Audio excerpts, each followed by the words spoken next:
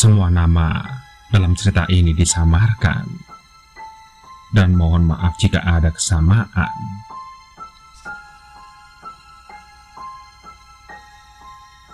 Namaku Susi. Perjalanan waktu itu bisa dibilang sebagai perjalanan yang tidak akan pernah kulupakan selama hidupku. Kenapa?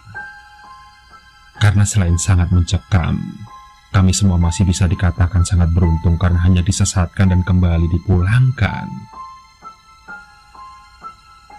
Andai saja waktu itu Tuhan berkehendak lain, mungkin hingga saat ini kami dan seluruh penumpang bus akan benar-benar menghilang dan tidak akan pernah kembali lagi.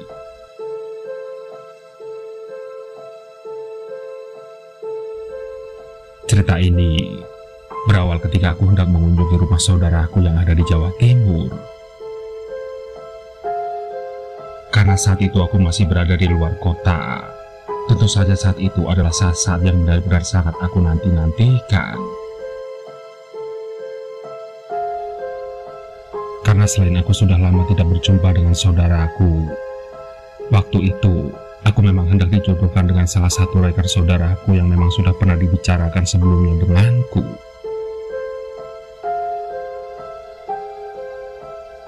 Dan setelah hari yang sudah ku nanti-nantikan tiba, akhirnya hari itu pun aku berangkat menuju Jawa Timur dengan menaiki bus Pahala Kencana.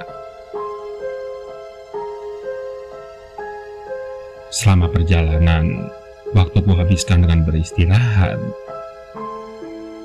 Hal itu memang sengaja aku lakukan karena aku ingin terlihat segar dan bugar ketika berjumpa dengan saudaraku di keesokan harinya. Namun sayang, di tengah-tengah aku tertidur lelap di dalam bus, aku mengalami mimpi yang sangat buruk. Di dalam mimpiku, aku seolah berada di tengah-tengah keramaian perkampungan kuno dengan pemandangan yang sangat aneh. Semua wajah orang yang ada di sekitarku saat itu terlihat pucat dengan tidak ada satupun yang menghiraukanku. Tidak berhenti di situ saja, aku pun juga melihat pakaian yang dikenakan orang-orang tersebut masih sangatlah tradisional khas Jawa. Melihat hal itu, tentu saja aku sangat kebingungan. Namun, akhirnya aku menghampiri salah satu orang yang terlihat duduk tidak jauh dariku, yang dengan anggunya mengenakan kebaya lengkap dengan selendang tipis yang digelantungkan di pundaknya.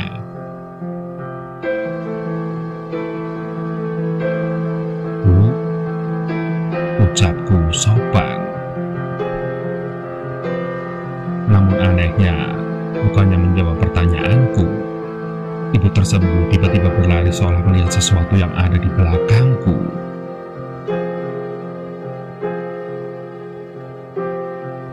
Mengetahui hal itu, aku pun seketika terkejut dan tentu saja langsung menoleh ke arah belakang, agar aku dapat melihat apa yang ibu-ibu tersebut lihat.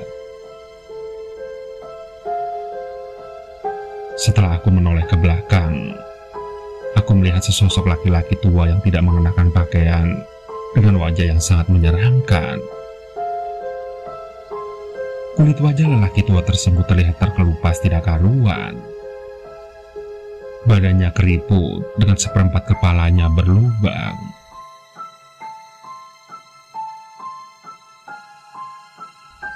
Sontak, aku seketika berteriak dengan sekuat tenaga.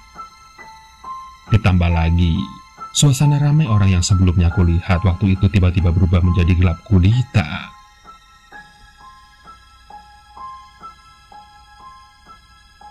Tapi aku pun bersyukur, karena semua yang kulihat tersebut hanyalah mimpi buruk. Aku terbangun karena bus yang kutumpangi membunyikan klakson berkali-kali, karena sepertinya ada kendaraan lain yang menghalangi laju kendaraan ini.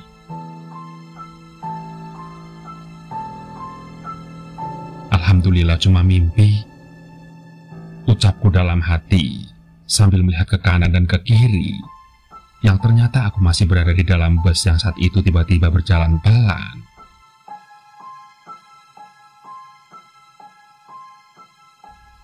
Tapi sayangnya, ketika aku menoleh ke kanan dan ke kiri, Aku melihat keadaan di luar bus sangatlah gelap gulita, ditambah saat itu sepertinya bus yang aku tumpangi tersebut sampai di tengah-tengah hutan belantara yang minim dengan cahaya.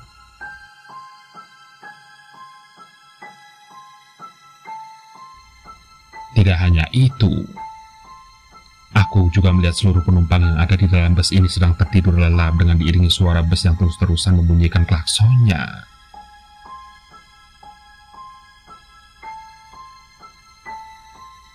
Melihat semua itu, tentu saja aku seketika berdiri dan melihat ke arah depan yang ternyata di depan bus yang aku tumpangi ada sebuah kendaraan besar yang sedang berhenti.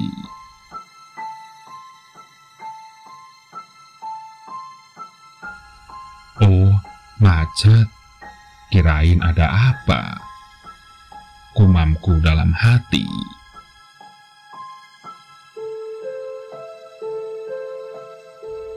Namun, ketika aku kembali duduk di tempat dudukku, aku tiba-tiba merasakan jika ada sesuatu yang aneh di dalam bus ini. Suhu di dalam bus saat itu tiba-tiba berubah menjadi lebih dingin dari sebelumnya. Dan tidak berhenti di situ saja. Ketika aku mengarahkan pandanganku keluar jendela, malam itu aku mendengar suara banyak orang yang entah dari mana asalnya.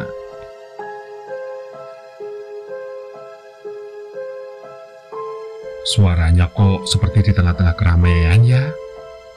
Padahal ini kan hutan. Gumamku dalam hati sambil melihat ke arah jam tanganku yang masih menunjukkan pukul 2 dini hari.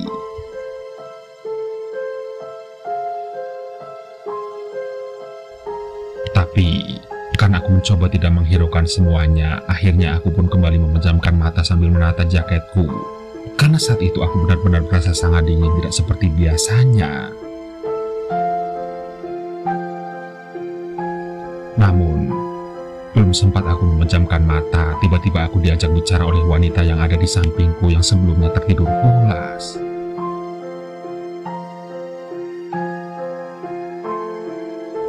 "Jangan tidur, Mbak," ucapnya tiba-tiba.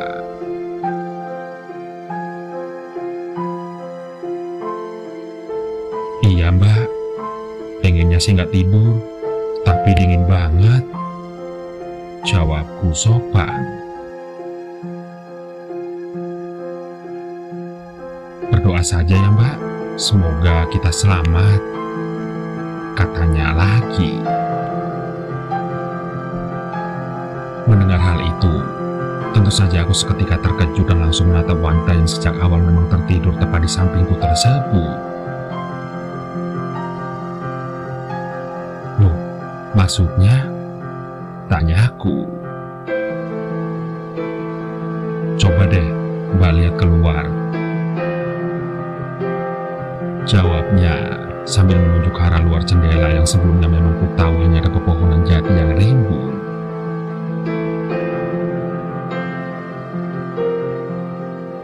Dan benar saja, setelah ku toleh ke arah luar jendela, waktu itu aku tiba-tiba melihat keramaian perkampungan yang sepertinya sama dengan keramaian yang kulihat dalam mimpiku sebelumnya. Dari dalam bus, aku melihat ada beberapa orang yang menggendong anak kecil.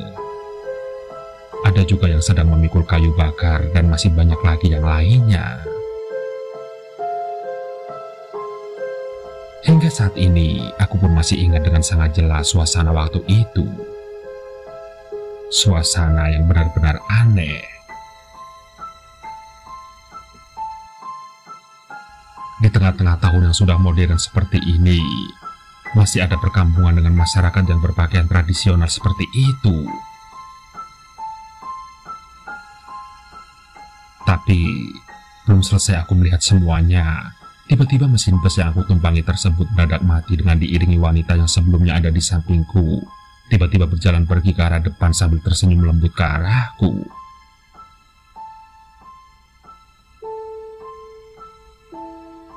Tidak memedulikan hal itu, aku pun kembali memperhatikan ke arah luar bus sembari melihat aktivitas orang-orang yang ada di perkampungan tradisional itu. Dan selang beberapa lama kemudian, pandanganku teralihkan dengan seluruh penumpang yang ada di dalam bus tiba-tiba gemuruh tidak karuan. Semuanya terlihat kebingungan serta ketakutan. Karena menurut Bapak Kenet, bus yang aku tumpangi saat itu telah tersesat.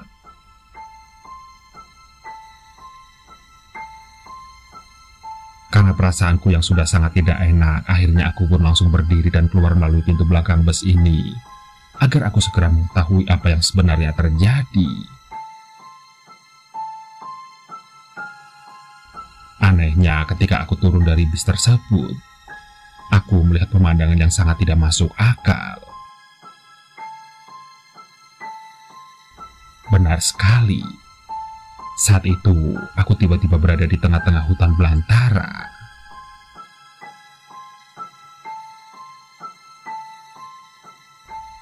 Loh, kok di tengah hutan? Jalan rayanya mana? Gumamku kaget.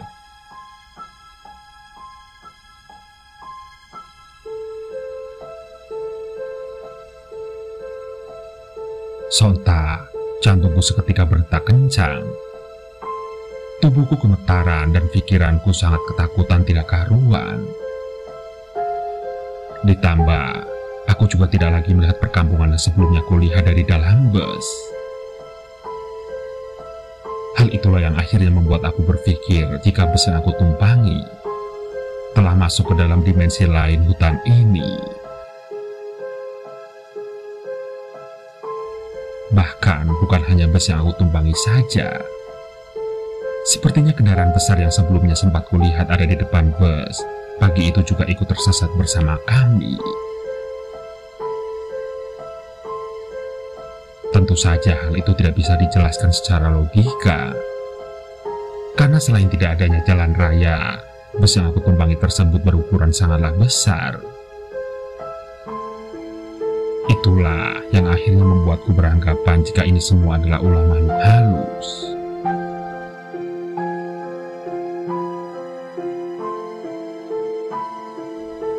Setelah aku puas melihat-lihat sekitar, akhirnya aku pun bergabung bersama penumpang lain untuk berkumpul agar kami semua tetap aman. Dan dalam kesempatan waktu itu, aku mencoba mencari wanita yang sebelumnya duduk bersamaku. Karena menurutku, dia mengetahui apa yang sebenarnya terjadi.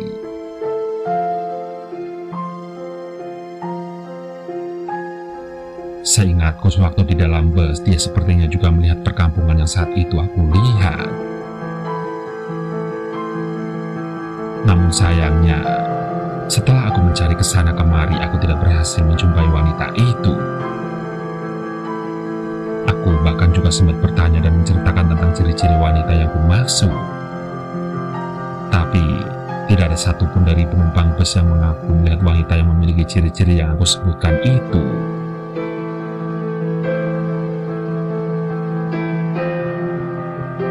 Singkat cerita, akhirnya aku pun memilih untuk kembali masuk ke dalam bus.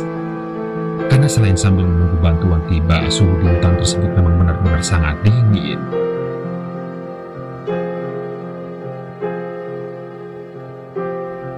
Ketika menunggu di dalam bus, tentu saja aku kembali memandang keluar jendela sambil terus memikirkan kenapa semua ini bisa terjadi. Dan ketika pandanganku fokus ke salah satu pohon yang terletak agak jauh dari bus ini, tiba-tiba aku melihat adanya wanita yang sedari tadi aku cari-cari. Wanita itu terlihat berjalan pelan ke arah samping dengan tidak sekalipun menoleh ke arah bus ini. Dan yang paling membuat aku terkejut adalah pakaian yang dikenakan wanita tersebut sama persis dengan pakaian yang dikenakan oleh ibu-ibu warga perkampungan yang sebelumnya kulihat dari dalam bus.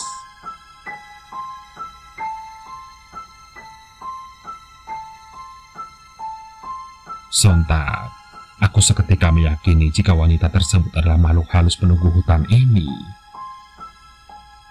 Dan tanpa lama-lama lagi, akhirnya aku pun memalingkan pandanganku dan memilih untuk tidak menceritakan apa yang kulihat kepada siapapun. Aku berpikir, saat itu bukanlah saat yang tepat jika aku menceritakan semuanya kepada orang lain.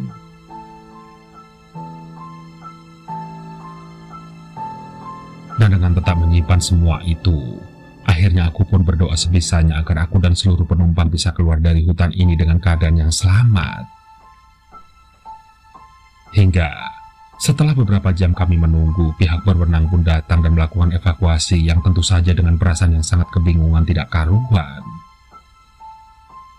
Bagaimana bisa bus sebesar ini sampai di tengah-tengah hutan seperti ini tanpa adanya jejak ban ataupun laca di bodi bus? Padahal kayu di hutan itu sangat besar-besar. Pertanyaan seperti itu pun terus menjadi tanda tanya besar seiring kenyataan yang terjadi memang sangat tidak masuk di akal.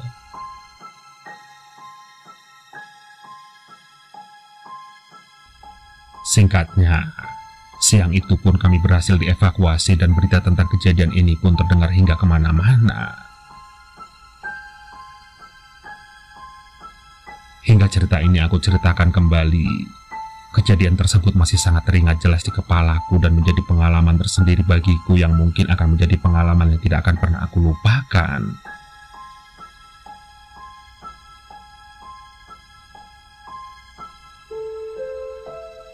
Bus tersebut ditemukan di hutan jati yang berada di kawasan hutan Blora. Dan jika kita membicarakan hutan Blora, tentu saja bukan hanya bus pahala kencana ini yang pernah mengalami kejadian tidak masuk di akal. Namun, ada juga bus-bus lain yang ternyata juga pernah mengalami kejadian yang sama.